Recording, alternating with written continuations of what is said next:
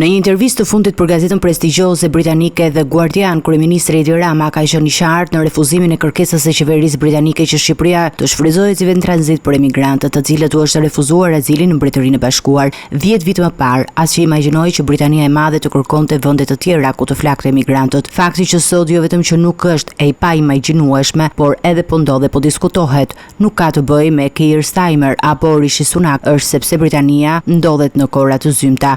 Në të njëjtën intervistë, kryeministri bëri një ndarje të qartë mes marrëdhënieve me Italinë dhe kërkesës së Britanisë. Praktikisht ne jemi një vend i përbërë nga dy shtetet pavarura. Italia ka qenë kranesh në momente dhe situata të vështira, që kur dolëm nga ferri të qenurit Korea e Veriut të Europës, e kemi pikë të dobët Italinë. Ndaj kur Italia na kërkon diçka, ne themi po dhe pikë. Qëndrimi i prej Ramës nuk është i ri.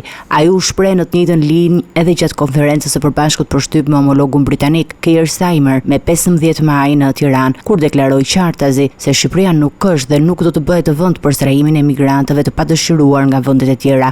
Kjo deklaratë vjen në një moment kur Mbretëria e Bashkuar po kërkon aleat për zbatimin e një politike të re për deportimin e emigrantëve, përmes marrëveshjes bilaterale me vende të treta. Shqipëria në këtë rast e ka bërë të qartë se nuk do të jetë një prej tyre.